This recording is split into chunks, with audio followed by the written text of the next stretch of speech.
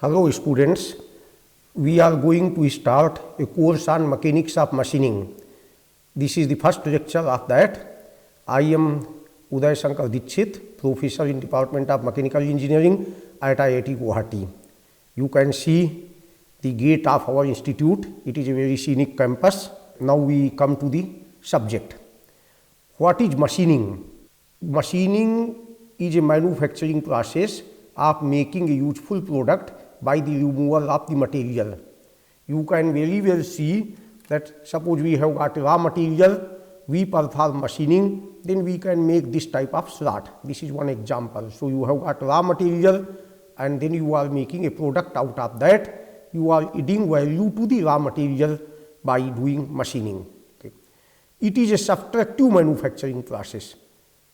There are number of manufacturing processes. Among them, this can be classified as subtractive manufacturing process. Why it is called subtractive manufacturing process? Suppose this is a raw material, it is rectangular. In this I subtract a small rectangular, then you are getting this type of product in which there is a slot. So that means we are removing the material. That is why it is called subtractive machining process. Okay. Now that means there are other type of manufacturing processes also, like additive manufacturing process, mass containing manufacturing processes, joining, nano finishing. We will not cover all these processes in this course. We will mainly concentrate on the subtractive processes. That means we will concentrate on machining. You can see that here in machining we have got turning, milling. These are conventional machining processes. Then you have got some non-conventional machining process like EDM, that means electrical discharge machining. Here you create a spark and that removes the material by melting of the material. But even vaporization of the material can also take place. But we will not cover this in this course. Then there is electrochemical machining. It is opposite of the plating. You are removing the material by applying the Faraday's principle of machining. Then there is ultrasonic machining, USM process, in which there is a slurry in which you mix up the abrasive particles, and then there is a tool that is vibrating at a very high frequency, more than 20 kilohertz, and this removes the material. That is also a non-conventional machining process. Then we have got abrasive jet machining process, in which you have a jet of air in which abrasive particles are mixed up, and then you blast it on the component, then it removes the material. That is called abrasive jet machining process. In additive manufacturing processes, you can have many categories, like you can have coating deposition, that is chemical vapor deposition, it can be physical vapor deposition. Then there are some lithography type of processes. Among them there is a stereolithography process. Then there is X-ray lithography, Liga process, which is used in electronics industries, is also part of additive manufacturing process. And nowadays you must be hearing the name of 3D printing. These are rapid prototyping processes. There are different type of 3D printing devices. There are different techniques are there. Those come in the additive manufacturing process. Basically in 3D printing, you do manufacturing by depositing the material layer by layer. That is why it is called layer based manufacturing also. Then we have got mass containing processes, in which neither we deposit any material nor we remove any material. Instead we change this form of the material, but mass remains same. So that's why it can be called mass containing processes. One example can be of metal forming processes. In metal forming processes, you carry out the plastic deformation. After plastic deformation, the material will not return back to the original position. So you will get this type of thing. So that is why it is called metal forming process by means of plastic deformation. Among them, you have got extrusion, and then we have got rolling, we have got forging, we have got drying, we have got bending. Then there is one process, casting. In the casting, material is not deformed plastically, instead it is melted. So, there is a phase change, and that material, that suppose there is a solid material, it becomes liquid and then it is poured inside the mold, then you get a product, that is casting process. Then you have got processes which can be called joining processes, in which there are two components, different components which are joined. For example, you have welding, you have soldering, you have brazing, and then they can be adhesively bonded. You can put some Fevicol and you can join two pieces of wood, that is a joining process. Then there is a nano finishing. In nano finishing, you have got chemomechanical processing, in which there is a chemical reaction and then there is a mechanical reaction also. Tool is rubbing and removing the material, at the same time some chemical material is also flowing there. So, that is why it is called chemomechanical polishing. Then there is abrasive flow finishing, in which there is a abrasive material, means it may be in the form of a semi viscous liquid, and in that something is moving and then it is removing the material, that is called abrasive flow finishing. Then we have magnetic abrasive finishing, in which magnetic particles and abrasive particles are mixed and they are removing the material. Magnetic particles basically direct the motion of the overall combination of the particles, and abrasive particles will carry out the actual machining. So, that is called magnetic abrasive finishing. Then there is a magneto-rheological finishing is also there, in which the rheological properties of the material is used, that these are the various nano finishing processes. Now, some examples of mass containing process like metal forming I am presenting here, like rolling. You are seeing that here in the figure there is a sheet whose thickness will be reduced by rolling process. So, it is a friction induced process, friction force is necessary in this process. Rolls are rotating, these are called two work rolls, and there is a friction between the rolls and the strip. So, that friction force pulls up the material and then the thickness of the sheet is reduced. Then there are two backup rolls which are supporting the work rolls, and they avoid the excessive deflection of the work rolls. So, backup rolls are also there.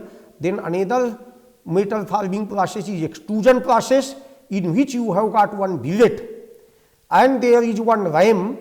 Now, this billet can be heated or it can be at cold state also. Now, ram applies the force on the billet, then you can see that there is a flow of the material is shown. This material is flowing and it is coming out of the die. Die can be made of various type of cross sectional shape and you can get different type of products. So, this is the extruded rod, and there is a on the side some material does not flow at all, that is called dead metal zone. Then these two processes, rolling and extrusion, they can be considered as the bulk deformation processes, because material is, they are removing the material in the bulk, large quantity of material is not removing, but rather deforming the material. So, this is a massive deformation. Then there are other processes which are called sheet metal forming processes. In the sheet metal forming, one example is the deep drawing process. Suppose you have got a sheet and you want to make a cup out of that, then you can put a blank holder can hold that blank. You can apply appropriate amount of blank holder force. Then there is a punch, that punch is moving downwards and it is pressing the sheet, then you are getting a type of cup here. So, you are seeing that before deformation, that one picture, then you are seeing after deformation. So, these are the examples of metal forming processes, bulk metal forming process and sheet metal forming process. Okay. Now, then I come to the another mass containing process, that is casting. In the casting, we make a mold.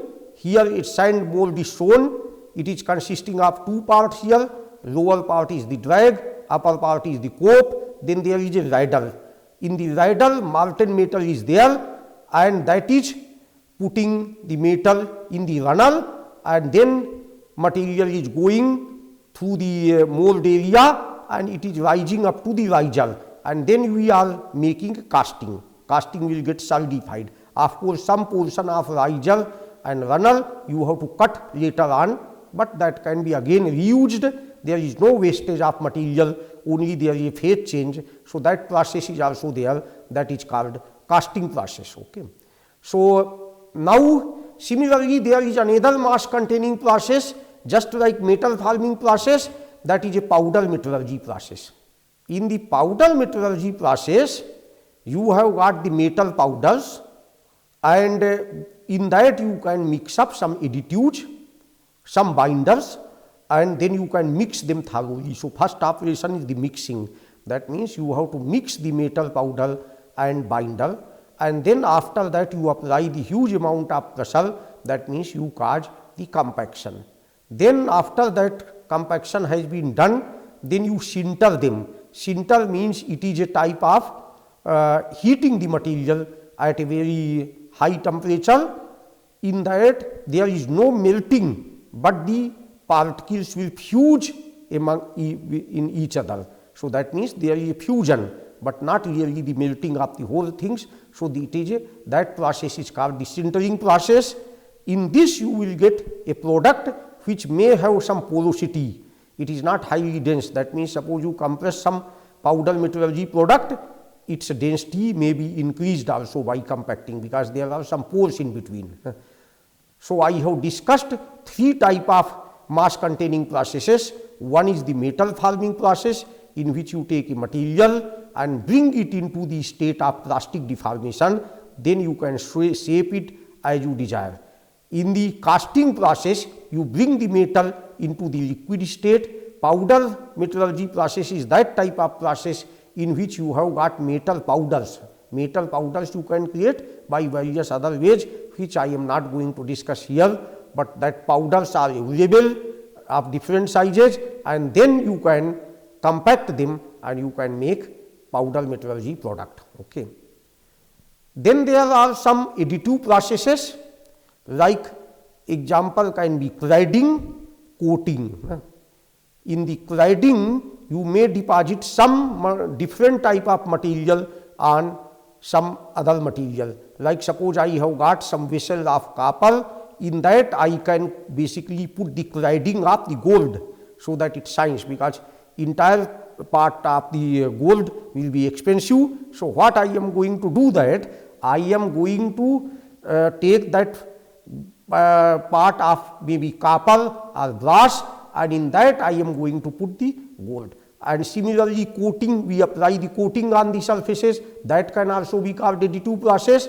What is the difference between cladding and coating? Mainly it is in terms of the thickness. Coating is very thin, cladding is having sufficient thickness. Example is that suppose you have got a rectangular piece as shown in the figure here, and then you have got another this one piece, and you add them together, you are getting this type of shape, which becomes another product. Similarly, 3D printing is also very popular nowadays, in which you deposit the material layer by layer and you can make any complex type of sheet. So, this is called 3D printing additive process. Now, our focus basically in this course is on machining processes. So, let us concentrate on the machining processes. Machining processes can be traditional or conventional machining processes. Machining is one of the oldest process. Millions of years ago, human beings used to do machining, means removing the material maybe by stone tools. So, there can be various process. In a fitting shop, you do filing. By filing, you remove the material. That is also machining, because you are removing the material.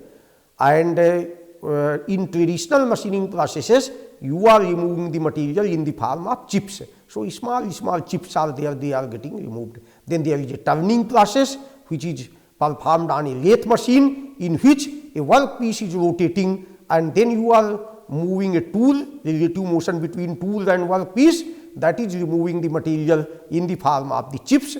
that is called turning process.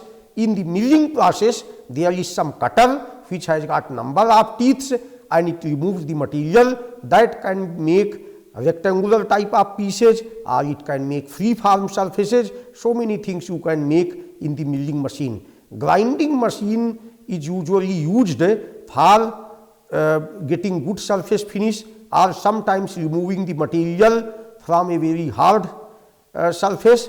So that grinding operation is employed, in which number of abrasive particles are basically bonded in the wheels. So there are multiple cutting edges. During the cutting, these abrasive particles also break into pieces, means they generate new cutting edges, and they are basically cutting and they are removing, but that is also a machining process. Shaping is performed on a shaper machine. You might have seen a shaper machine in which there is a tool that reciprocates. So there is a reciprocating motion of the tool.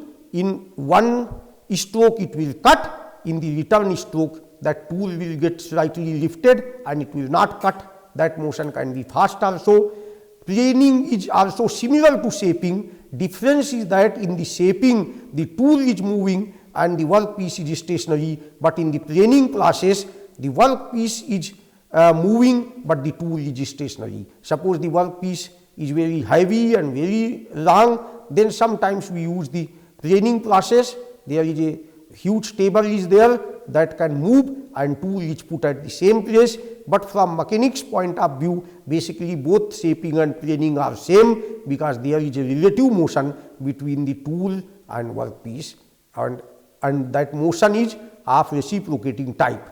So then there is a drilling operation is there, which is used for making the hole. You know, twist drill is very common.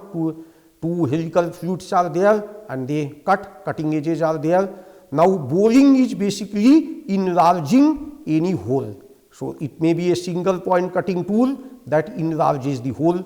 Boring can be performed on a boring machine or it can be performed on a lathe machine also. Reaming uses a reamer type of tool. It provides very good surface finish to the hole. And then there is a process of broaching, in which there is a tool which is somewhat tapered and gradually the depth of cut is getting increased, and that way basically you are accomplishing the cutting.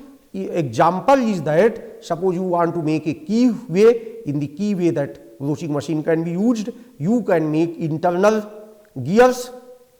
Then these are the traditional processes. Now there are number of non-traditional processes which are called non-traditional, non-conventional, or we call advanced manufacturing processes. Among them you have ultrasonic machining, abrasive jet machining. In abrasive jet machining there will be air and abrasive particles will be in that air. Water jet machining, in which there is a jet of water that cuts the material, or you can put some abrasive particles also in that, then it becomes abrasive water jet machining. Then you have electro discharge machining, then you have electrochemical machining, which provides very good surface finish, because here you remove the material atom by atom. And so these are various type of machining processes. Again I say that in conventional machining processes you use a wedge shaped tool that removes the material in the form of the chips. So there is a physical contact between that. In unconventional machining process like laser beam machining process has not been written here, but that is also machining process in which there is a laser beam that can heat the material and it can vaporize, and that is how you get the removal of the material. Now why do we use a wedge shaped tool in the conventional machining process? If you see that, even if you see millions of years of ago, people were using wedge shaped tools, means stone will be there but it cannot do cutting properly unless it is made in the form of a wedge. So here this slide is illustrating that concept very nicely. Wedge is a device that can amplify the force. In the figure you are seeing that here there is a material and this is a wedge which has got included angle of 2 alpha, semi angle is alpha, some force is applied. You can make the free body diagram of that wedge. Free body diagram means remove the material, just free the wedge from other things and replace any interaction by the forces. So suppose you have here, there is N force here, N force here, P is the vertical force, and then you in the free body diagram you can study that what are the forces acting on that free body. So you make the force balance, horizontal force balance will give N cos alpha minus N cos alpha is equal to 0, it is in equilibrium, we are not assuming any friction, and force balance N cos alpha minus N cos alpha is a vertical force balance, and horizontal force balance will give N sin alpha plus N sin alpha, okay, minus P.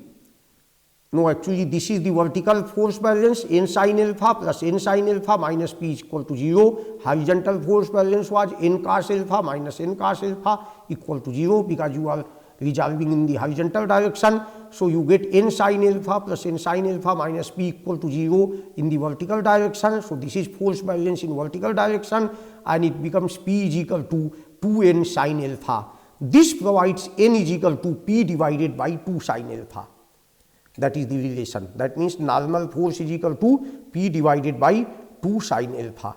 Now you can see that smaller the value of alpha, more is the normal force for a given P. For example, if I keep alpha is equal to 5 degree, then my N becomes 5.74 P. That means about 6 times more force we have got. So that means you can apply large amount of pressure on that thing, which can introduce large amount of compressive stresses, and that compressive stress can produce the shearing, and that shearing can remove the material. That aspect we will be studying later on. So material, since in the previous slide we did not consider that the material was deformable, so we showed that the wedge is going inside the material, and but actual practice material is deformable. So when wedge will be inserted, some material will come out, and it will come out in the form of the chips. That is shown here, that there are chips, and we may be doing some parting operation, cutting the piece into 2 parts. So the chips are there. I am applying force P, it is inducing compressive stresses N, of course the friction also, which we are not talking at this moment. So here you are seeing some photographs of our machine shop. It is a lathe machine. It can carry out turning operation, facing, grooving, and it can also do thread cutting. This machine is shown here. Then this is a radial drilling machine for making the holes. It is a radial drilling machine. That means in r theta coordinate system you can move. This head can move in the r direction, and you can also rotate that arm so that you can locate in proper position, and you can make a hole. That is a radial drilling machine. Then you are seeing milling machine. Here some milling machines are shown. Here there is one milling machine here, and there is another milling machine behind, in which there is a cutter. This cutter is cutting the material. Then we have got electrochemical machining. This is shown that interior portion is not visible to you, but from outside you can see, and there is a motor pump is there which flows the electrolyte, and then you can make proper type of shape. So these are the processes of that machining. So having described machining, now I am telling what is mechanics, because this course is mechanics of machining. So we can define mechanics as the physical science that deals with the effects of forces on objects.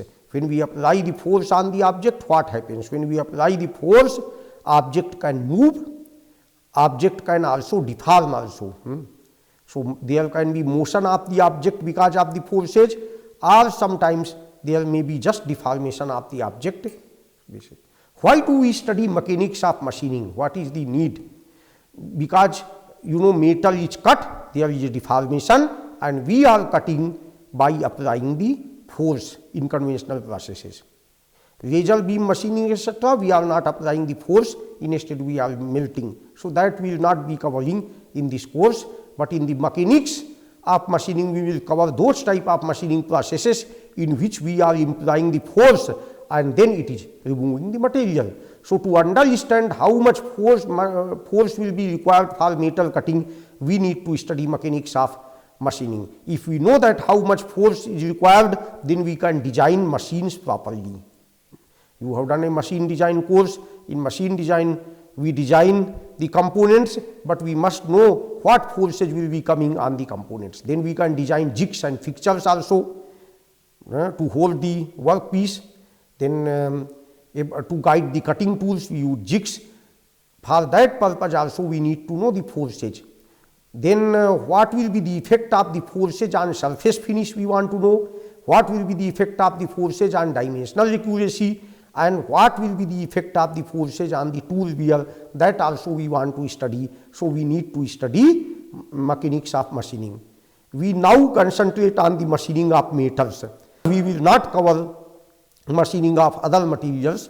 Metals will deform during machining. So, therefore, let us first study some concepts of the deformation of metals, that how metals deform. Okay. So, that part we are going to discuss. So, basically that was just introduction, and now this is the real lecture. I am starting from this point. So, first lecture 1 means deformation of metals. When you deform a metal, you get two type of deformation, elastic deformation and you are getting plastic deformation also. So, elastic deformation, plastic deformation. We are showing, see, this is the pad. If I deform, it is coming back to the previous position, it is reversible. This type of deformation is called elastic deformation. You stretch a spring, it comes back to the original position. But then there is a deformation in which you deform, but the material does not come back to the original position. In fact, plastic deformation and elastic deformation occur together. When you deform a material, then elastic portion recovers, but the plastic portion does not come back. We usually conduct a tensile test and plot the stress strain curve to understand the behavior of the material. So, one simple test is that stress strain diagram, which can tell us many things about the material, of course not all things about the material. So, in this stress strain diagram we conduct in a material testing lab. There is a machine that is called usually universal testing machine. In that machine we have got a fixed jaw, then there is a movable jaw. In between we mount a sample which is in the shape of like a dog bone. It is a dog bone type of sample, and then movable jaw is moving upward by applying the force.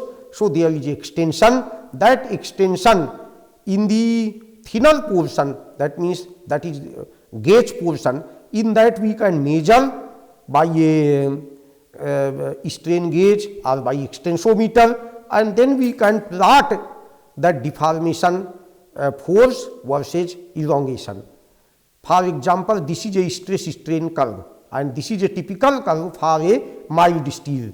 In that, what is happening, that we have shown it somewhat exaggerated, it is a schematic diagram only, that portion OA from O to O, that means when the strains are very small, and stress means force divided by area is also very small. In that case, stress and strain, they are proportional.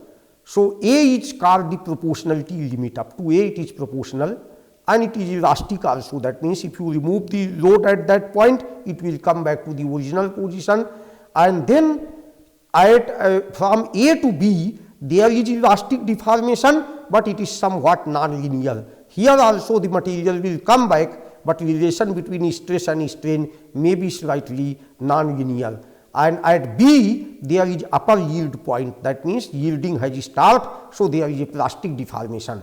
And then there is a lower yield point is C, that means suddenly the load dips, and this point is called the lower yield point, and it is the beginning of then at D there is a beginning of strain hardening. In between there are some fluctuations, some ripples are there. This type of behavior usually is found in the mild steel, which is not properly cold worked, means it is anneal type of thing in which we are getting that one. And then at then there is strain hardening. From D to E there is a strain hardening. That means for deforming the material further, you require more amount of stress.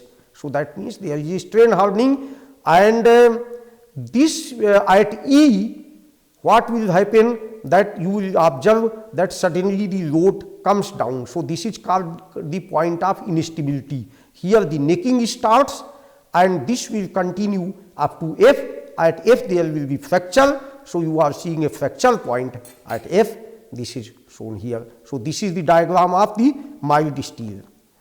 Similarly, this is the diagram of aluminum.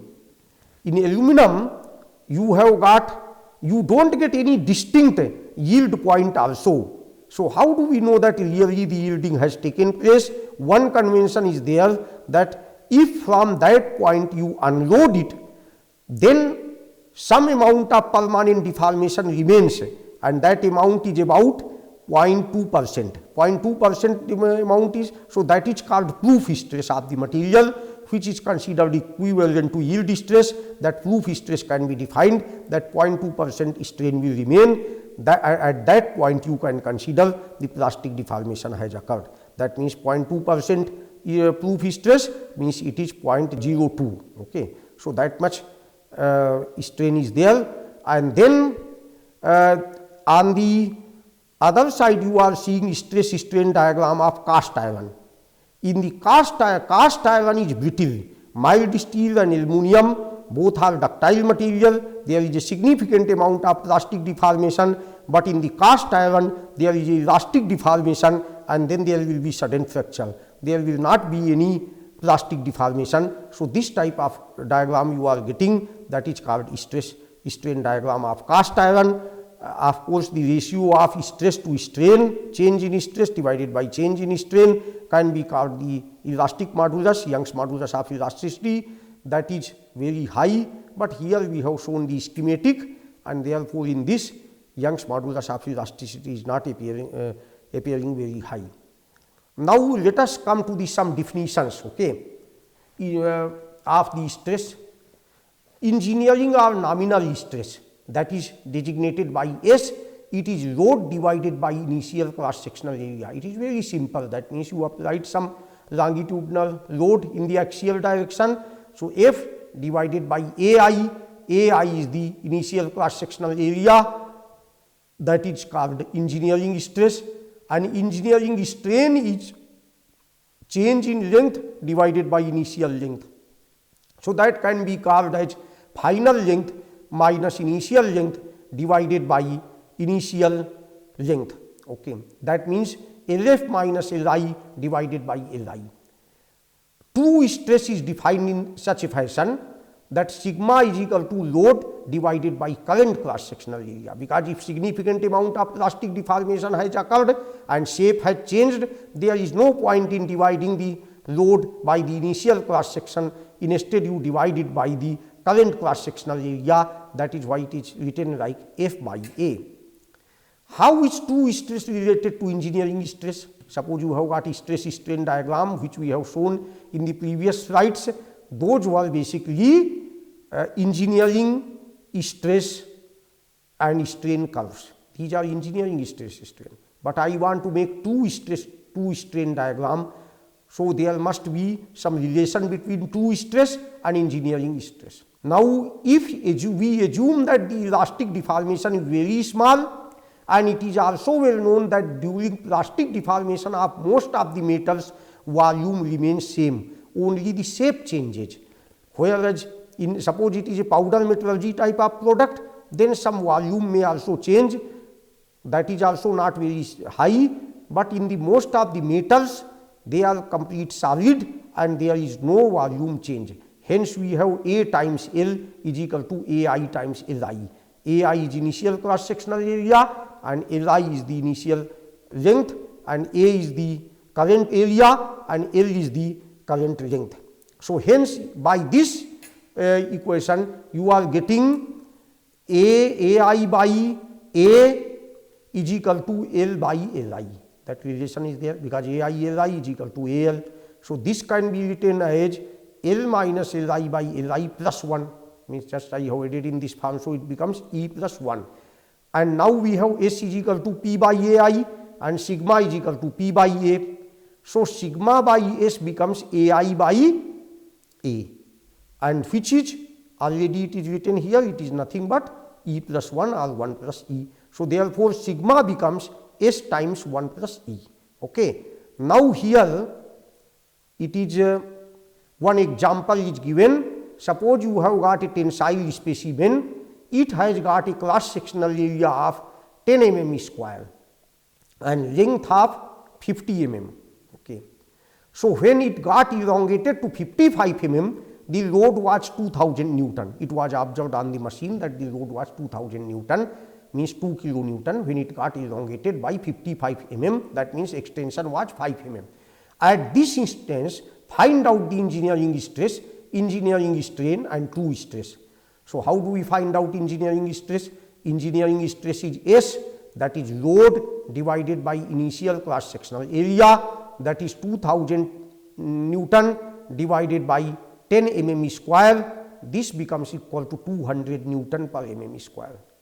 200 Newton per mm square is 200 into 10 to the power 6 Newton per meter square, that means it is 200 megapascal. And engineering strain E is equal to what? It is final length minus initial length divided by initial cross sectional area, that means it is 55 minus 50 divided by 50 is equal to 0.1. So engineering strain is basically 0.1 and true stress sigma is equal to engineering stress into bracket close 1 plus engineering strain bracket close. So that means it is 200 into 1 plus 0.1 is equal to 220 megapascal. Okay. So you have got that engineering stress as 200 megapascal, whereas the true stress is actually 220 megapascal. So engineering stress is 200 megapascal, true stress is 220 megapascal. Now what is the relation between true stress, true strain and engineering strain? We define infinitesimal incremental true strain as this, that is infinitesimal change in length divided by current length, that means dl divided by L. So total true strain in elongating the material from Li to Lf is epsilon is equal to integration dl by L, and limits are from initial length to final length Li to Lf, and if we open it, it becomes ln Lf by Li, and which becomes ln 1 plus Lf minus Li by Li, which can be written as ln into 1 plus E, ln bracket inside the bracket 1 plus E. E is the engineering strain. So this relation we have got, and then one example. During elastic deformation, the strain is of the order of 1 into 10 to the power minus 3. It is a very small strain, something like 1 meter rod is there and it may stretch by 1 millimeter. So that means the strain is 1 divided by 1000, that means 1 into 10 to the power minus 3. That much small strain is there during the elastic deformation. So E is equal to 1 into 10 to the power minus 3. Therefore, by that formula, true strain has come out to be ln 1 plus 0.001, that means ln 1.001, which comes out to be 0.9995 into 10 to the power minus 3. Almost same, because percentage deviation between two strain measures is only 0.5 into 10 to the power minus 5, and now assume that strain is E is equal to 0.1, then it becomes true strain becomes ln 1.1 and this becomes 0.0953. Now in this case the percentage deviation is 0.5. So that means in the plastic deformation, the difference between true strain and engineering strain is significant, whereas here it is elastic deformation, there is no much difference. That is why generally we don't talk much about when we do engineering design, because there most of the components are in the elastic state. So we never really distinguish between these type of measures. But since we are going to understand the large deformation of materials, removal of the materials, huge deformation, therefore it is essential to know the difference of these type of measures. This is now little bit more slowly we will go about that uniaxial tensile test. Suppose there is a uniform cross sectional rod which is subjected to axial tensile force as shown in the figure. X direction is the axis. This time I have indicated AI as initial cross sectional area, Li as the initial length, and delta L is the change in length corresponding to force Fx. We are telling Fx. Sigma 0 or S both are called engineering or nominal stress. So we may often use this symbol sigma 0 also. E is engineering strain, sigma is true strain, and epsilon is true stress. Sigma is true stress, epsilon is true strain. So variation of sigma 0 with E is plotted. Sigma 0 and E. Here you get a linear variation of sigma 0 with E, and this slope is actually E, which is Young's modulus of elasticity. And then after that there is a yielding, there is a small dip in the nominal stress, and that is called the lower yield point, and then again there is a strain hardening up to this. After that stress reaches, nominal stress reaches a maximum value, and then there is a reduction in the nominal stress also till the fracture point. So that is the picture, okay, that we have discussed. However, in this we note that after certain deformation the value of Fx and along with that the value of sigma 0 decreases. However, the true stress does not decrease with the deformation. In most of the cases, true stress in fact keeps on increasing. Why you are seeing the decrease in the stress? Because by the time the stress has reached a high value, then lot of deformation also has occurred. So that is why that piece has become thinner, and that is why cross sectional area is reduced. That is why you are observing there is a decrease in the stress. It is observed that the value of E at fracture for most metals is more than 0.5.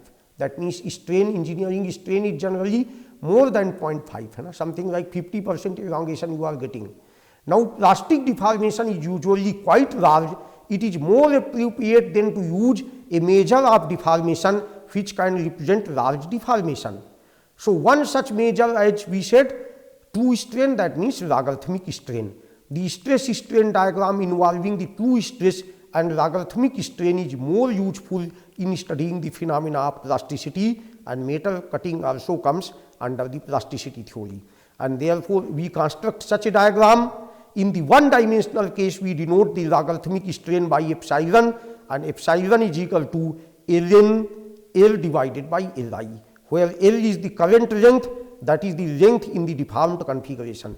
It is also called the natural strain. Another name is the natural strain. So since L is equal to Li plus delta L, then and E is equal to delta L by Li, so using these equations you get epsilon is equal to ln 1 plus E. This anyway I have already derived this, again I am repeating it. Epsilon is equal to ln 1 plus E. Note that when the deformation is small, that is when deformation is less than E engineering strain is less than 0.05. 0.05 means it is very small, it is about 5%, then true strain is approximately equal to E.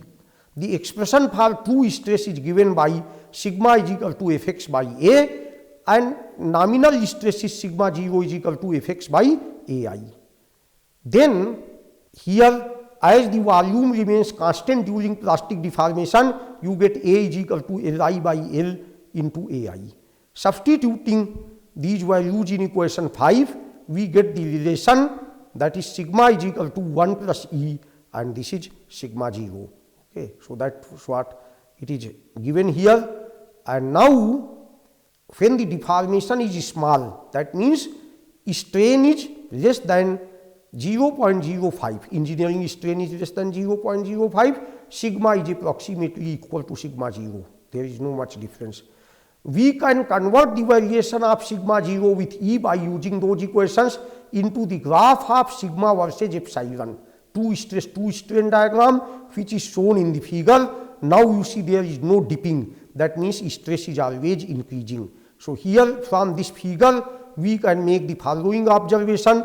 There is an elastic region. If the rod is stressed less than sigma y, that means up to point A, this is up to point A, then it attains the original undeformed configuration on unloading, okay, and it is linear also, and then straight portion OY, it corresponds to elastic behavior, okay. Straight point OY corresponds to elastic. A is any point in line OY, and then after that, suppose you go to the point B and unload it, then you will reach here. Unloading is in the direction of only loading, that means in the direction of Young's modulus of elasticity. Slope of unloading curve is same as the loading in the elastic range. So you are reaching at a point C and you are getting a permanent strain, that is epsilon C, and this is permanent strain, other part has been recovered, okay. If you go to the next point, again unload it here, you get another type of permanent strain, more permanent strain, but the elastic portion is recovered. So like that we can get yield stress is that when the stress reaches the value sigma y, the material yields.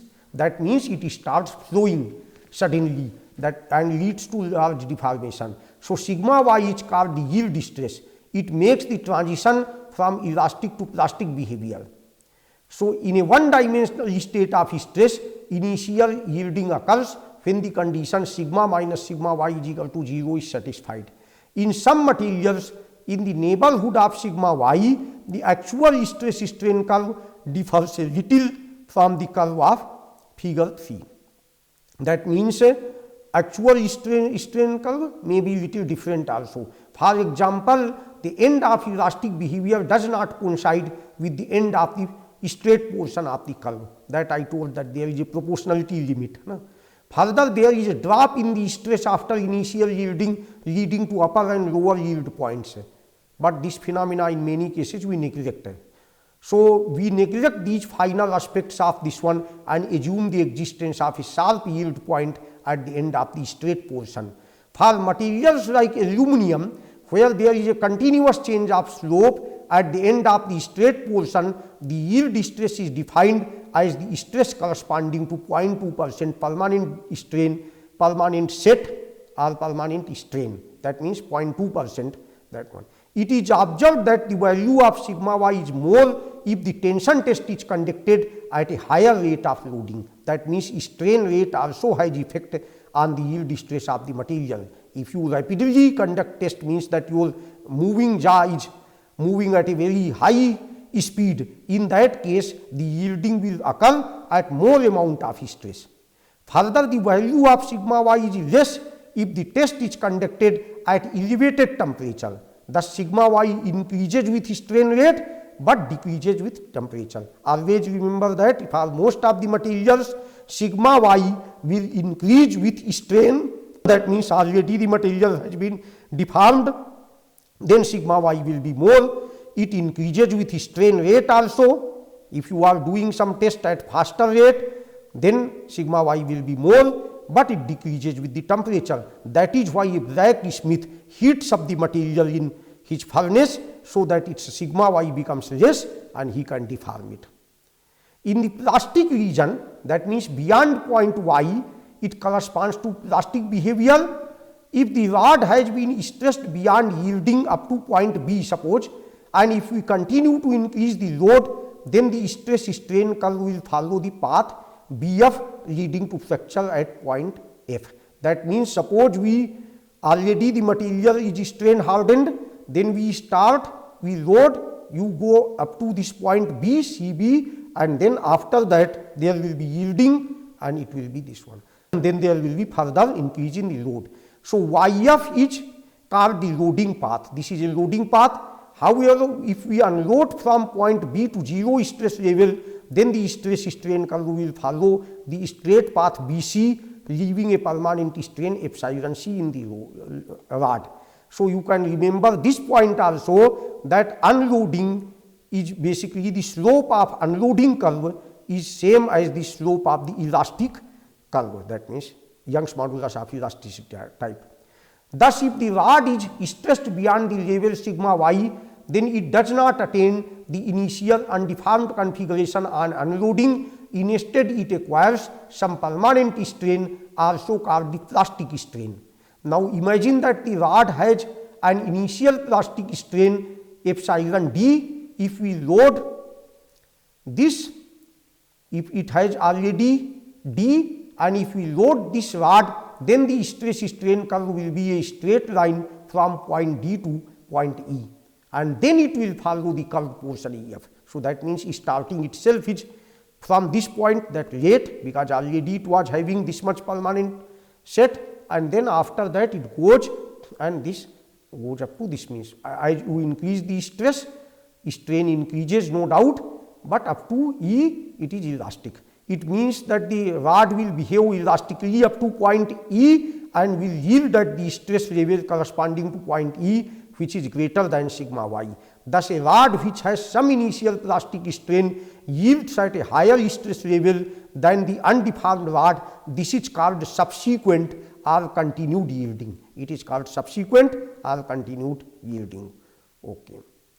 To avoid the mathematical complexity in the analysis of plastic behavior, plastic stress-strain relations are sometimes simplified by approximating idealized behavior. For example, we can say material is rigid plastic. If we neglect the elastic strain, because elastic strain is very small, 1 into 10 to the power minus 3, whereas the plastic strain is 0.1, 0.2, 0.3. So, we can neglect the elastic strain, then the stress-strain curve starts from point y straight and has only the plastic portion yf.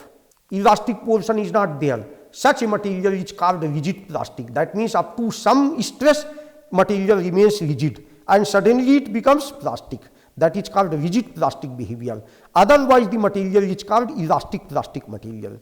Linearly hardening. Suppose we assume the portion yf is actually straight, although it is having some curvature, but you assume that more or less it is a straight line, then this is called linearly hardening. This is linearly hardening.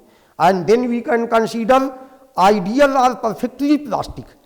If we assume that portion yf is straight as well as parallel to the strain axis, that means it is horizontal. That means stress is not increasing. So, this type of behavior is ideal and it is perfectly plastic, in which there is no strain hardening. So, strain hardening will be 0. So, ideal and perfectly plastic behavior is also assumed.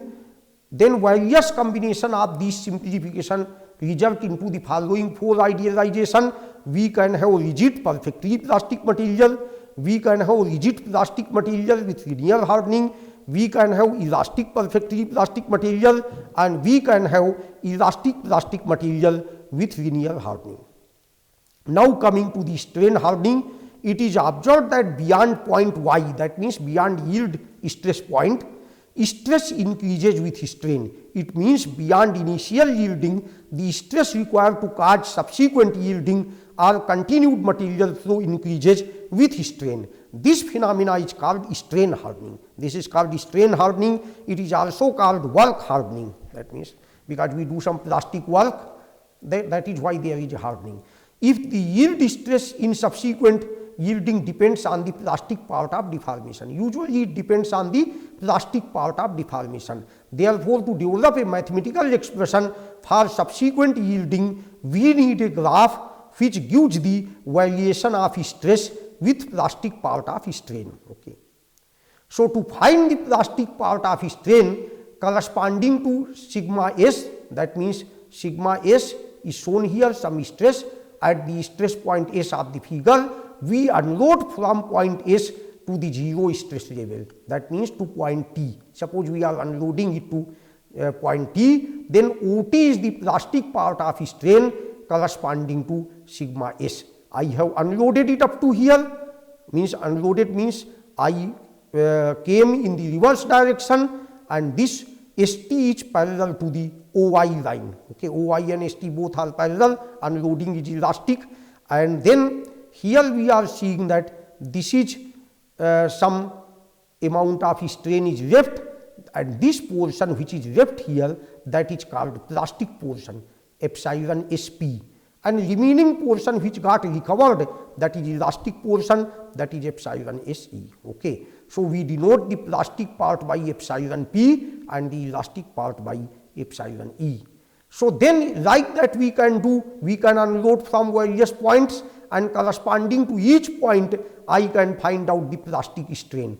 Then I can plot a curve between sigma and epsilon P. Then we can plot, because at each stress level I unload, that means I keep unloading at various points, maybe I have to conduct number of tests, and then after that, or I can plot a graph, and again I can virtually unload, that means in my pen and paper, and then we can see, yes, this is the plastic part. So, corresponding to each stress I am getting the plastic strain, and then I plot plastic strain in the x axis and flow stress or yield stress in the vertical axis. Then we get a relation, that is sigma may be some function of epsilon P. So, we say sigma is equal to h epsilon P. This curve can be represented mathematically as sigma minus h epsilon P is equal to 0, where the function h is called hardening function. This equation represents the criteria for subsequent or continued yielding for one dimensional state of stress. So, when epsilon P is 0, the value of h is equal to sigma y, that means there is no hardening. So, value of h is basically sigma y. For initial yielding, that means epsilon P equal to 0, equation 10 reduces to the criteria for initial yielding. Equation 10 has been shown here, that is here equation 10, this is this one, and this will become equation 9 is this equation, sigma minus sigma y equal to 0. So, that means both coincide if epsilon P is 0. Okay. And for other cases, there are this one some relations. So, several empirical relations have been proposed. These are some type of relations, like you have got Ludwig's expression. Here sigma is equal to sigma y plus k times epsilon P into n. This is plastic strain to the power P n. This expression does not give a good fit for large strains at the, as the experimental stress strain curves of most metals have constant slope at large strain. So, but in a small strain this is valid. So, we make another one, that is called Swift's expression. This is sigma is equal to sigma y 1 plus k epsilon P. We put that thing in the bracket and n is outside. This is also based on the experiments. You can find out these constants, material constants k and n. Epsilon P is the plastic strain, sigma y is the yield stress. And we have Wohr's expression, that is sigma y plus k, and this is 1 minus exponential then to the power minus n epsilon P. Here also it is indicating that as epsilon P is increasing, then sigma is actually increasing, because this portion will actually decrease. Okay. So, that is why this overall it increases. So, this expression gives a good fit of experimental stress strain curve at moderate values of strain. So, there are such types of many such type of relations which indicate the strain hardening, and these expressions can be used. So, till this point I have told the remaining portion, we will continue in the next class. So, in this class I have told you that what do we mean by machining, then we have told you that what do we mean by mechanics, and we have told that why mechanics of machining is important. I have shown some type of machining operations, and after that I have told some basics, stress strain diagram, concept of the engineering stress, engineering strain, and true stress and true strain. That type of thing has been done, and we have shown that how we obtain the strain hardening relations. Now, we will continue this lecture, and then we will tell more about the machining, that how the machining operation takes place, because we talked about the plastic deformation etc., because machining is basically a plastic deformation process in which there is a plastic deformation and also there is a fracture. Okay. So, till then, goodbye, thank you very much.